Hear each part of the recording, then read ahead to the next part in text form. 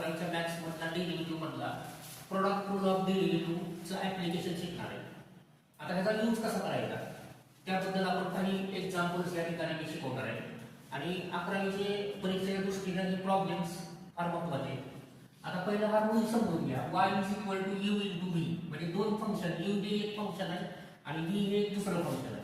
काय तर या ठिकाणी आपण ह्याला डिफरन्शिएट केलं तर या ठिकाणी रूल काय आहे dy/dx = u * dv/dx v * du/dx.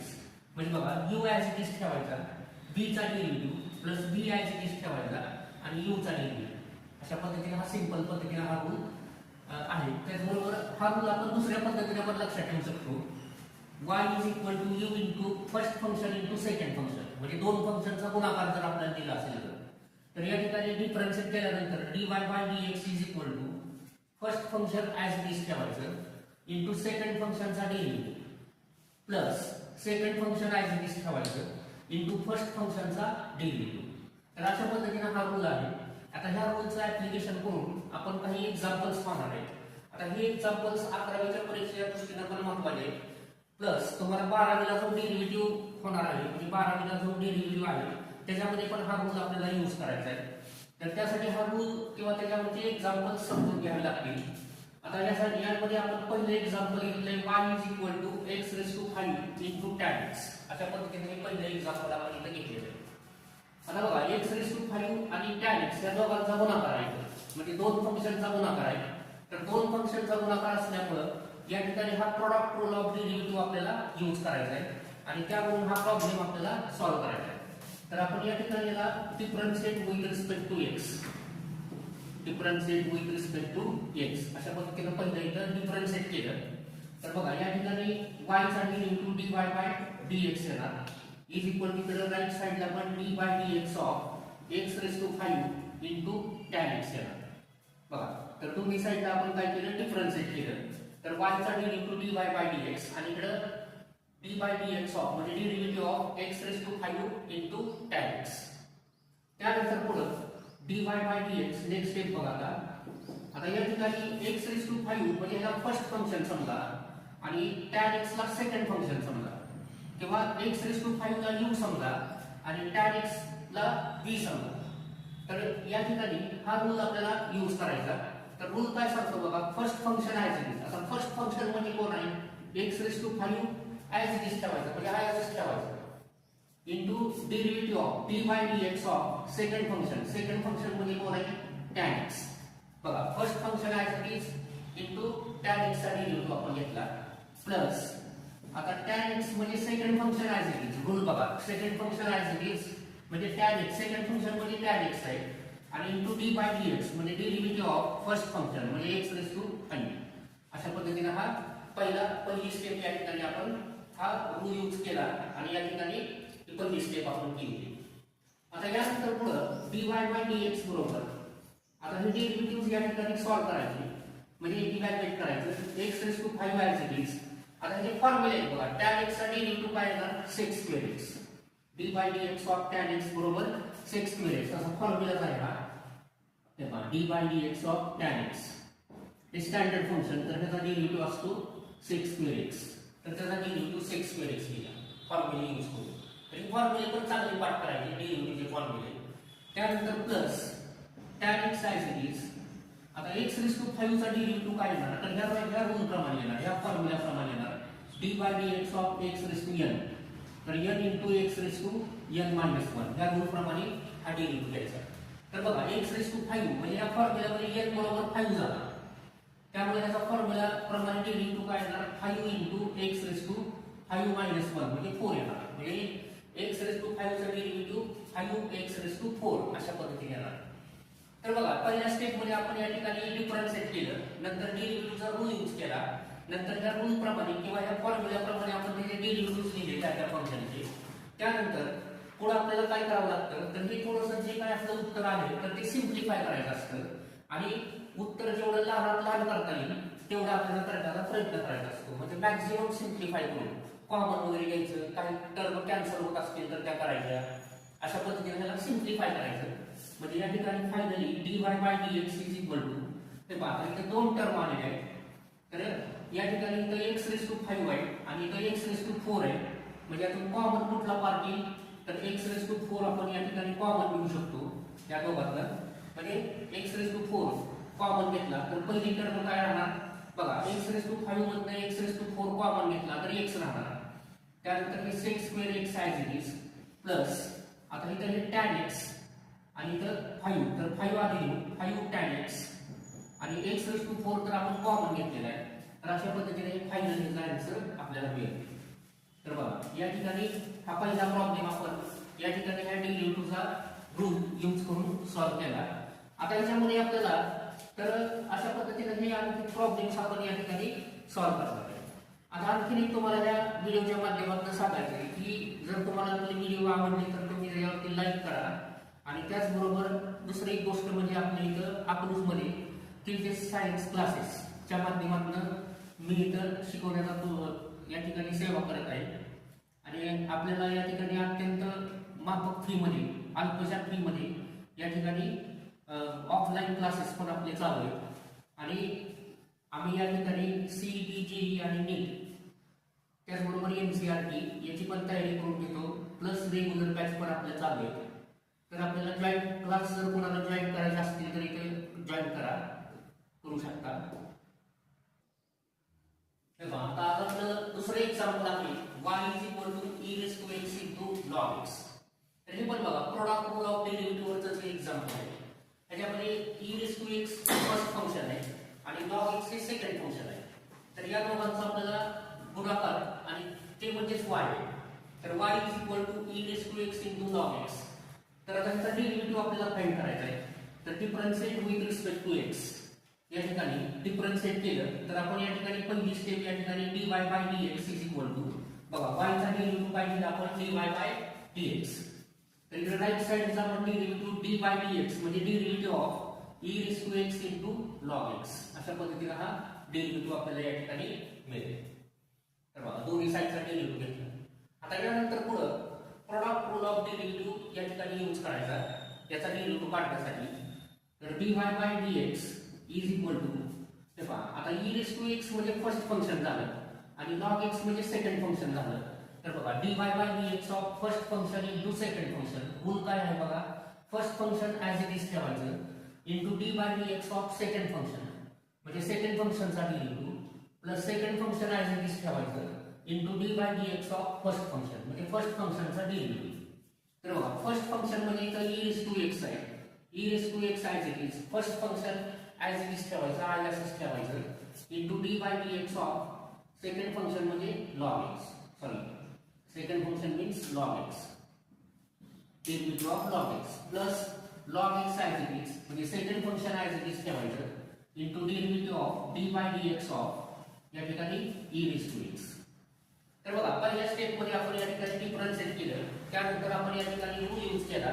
आता रूल यूज केल्यानंतर आपल्याला काय करावं लागेल तर हे जे डेरिव्हेटिव्हज लिहायचे जे फॉर्म्युला आहेत डेरिव्हेटिव्हचे तर त्या फॉर्म्युल्याप्रमाणे हे डेरिव्हेटिव्हज लिहायचे आणि मग सिम्प्लिफाय करायचं dy by dx बरोबर is equal to e raised to x into मला सांगा log x चा डेरिव्हेटिव्ह या ठिकाणी काय असतो 1/x. तर बघा हा फॉर्म्युलाच आहे log x चा डेरिव्हेटिव्ह असणार 1/x. त्यानंतर log x as it is ठेवलं हा log x बघा e raised to x चा डेरिव्हेटिव्ह येणार e raised to x. तर बघा हे दोन फॉर्म्युले आपण यूज केले log x चा डेरिव्हेटिव्ह 1/x आणि e raised to x चा derivative e raised to x. आता यानंतर डेरिव्हेटिव्हज लिहिल्यानंतर पुढची स्टेप काय करायची तर हे उत्तर जे आहे तर ते सिम्प्लिफाय करायचं म्हणजे जेवढं लहानात लहान उत्तर आपल्याला करता येईल त्या पद्धतीनं करायचं आणि फायनल उत्तर द्यायचं. तर या ठिकाणी बघा दोन टर्म आहेत e raised to x आणि ही 1/x plus log x into e raised to x. तर यातून e raised to x आपण कॉमन घेऊ शकतो dy by dx बरोबर e raised to x आपण त्यातनं कॉमन घेतलं तर आपल्याला काय मिळेल 1/x प्लस log x. तर अशा पद्धतीने हे फायनल आन्सर आपल्याला इथं मिळेल.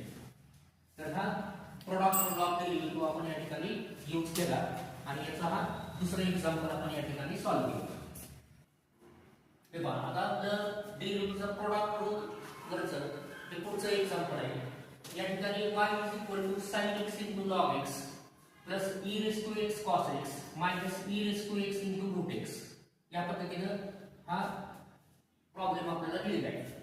आता यामध्ये आपल्याला या ठिकाणी पहिल्यांदा आपण differentiate with respect to x म्हणजे आता डेरिव्हेटिव्ह डिफरन्शिएट केलं तर या ठिकाणी पहिली step dy by dx is equals to d by dx म्हणजे derivative of sin x into log x plus e raised to x into cos x minus e raised to x into root x म्हणजे या ठिकाणी पहिल्या step मध्ये आपण याला differentiate केले म्हणजे दोन्ही साइडचा डेरिव्हेटिव्ह घेतलेला आहे. आता हा जो हे जे एक्झाम्पल आहे तर ह्या एक्झाम्पल मध्ये या ठिकाणी बघा तर दोन फंक्शनची बेरीज पण आहे त्याचबरोबर वजाबाकी पण आहे म्हणजे या ठिकाणी ऍडिशनचा रूल पण यूज होणार आहे आणि त्याचबरोबर या ठिकाणी सबट्रॅक्शनचा रूल पण यूज होणार आहे. आता ऍडिशनचा रूल कसा आहे if y is equal to u plus b असेल u प्लस b तर या ठिकाणी dy by dx is equal to बघा या ठिकाणी देईल dy by dx is equal to du by dx plus dd by dx म्हणजे पहिल्या फंक्शनचा डेरिव्हेटिव्ह प्लस दुसऱ्या फंक्शनचा डेरिव्हेटिव्ह अशा पद्धतीने असतं ऍडिशनचा रूल.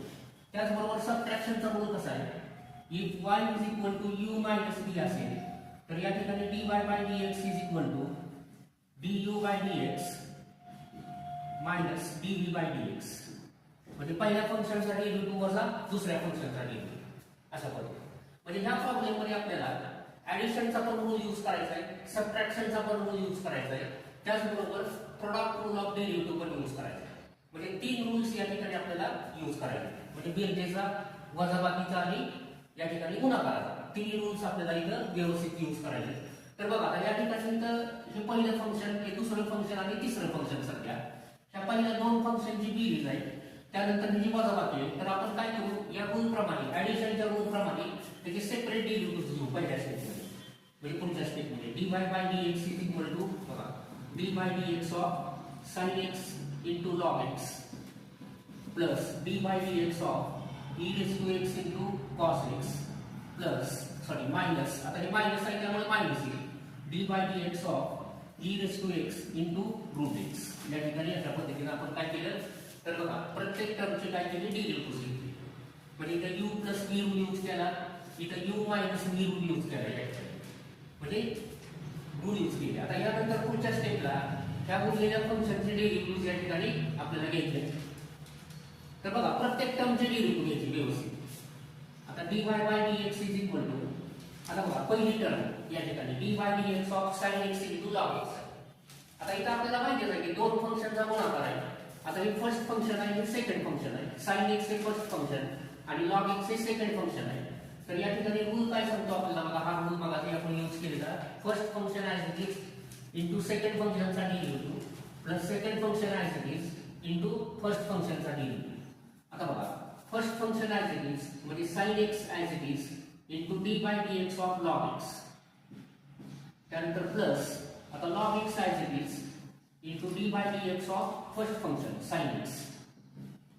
बघा first function as it is ठेवलं into derivative of second function plus second function मध्ये log x as it is ठेवलं into derivative of first function. तर हे झाला डेरिव्हेटिव्ह ह्या पहिल्या टर्मचा. आता हे प्लस साइन आहे त्यानंतर ह्या दुसऱ्या टर्मचा डेरिव्हेटिव्ह घ्यायचा. बघा आता इथं e raised to x into cos x आहे म्हणजे e raised to x आणि cos x या दोघांचा गुणाकार आहे त्यामुळे आपल्याला या ठिकाणी product rule of derivative use करावा लागेल इथं. तर बघा e raised to x म्हणजे फर्स्ट फंक्शन आहे आणि cos x म्हणजे सेकंड फंक्शन आहे आणि दोन फंक्शनचा या ठिकाणी गुणाकार आहे मल्टिप्लिकेशन आहे. तर बघा फर्स्ट फंक्शन म्हणजे e raised to आता रूल यूज करा e raised to x as it is into derivative of d by dx of cos x त्यानंतर प्लस आता second function as it is cos x as it is into d by dx of first function म्हणजे कोण e raised to x. तर अशा पद्धतीने ह्याचा derivative आपण घेतलाय. तर हे पहा या पद्धतीने ह्या दुसऱ्या टर्मचा पण आपण डेरिव्हेटिव्ह या ठिकाणी घेतला प्रोडक्ट रूल ऑफ डेरिव्हेटिव्हचा यूज करू. आता तिसरी टर्मचा डेरिव्हेटिव्ह घ्यायचा आपल्याला तर मायनस हे पहा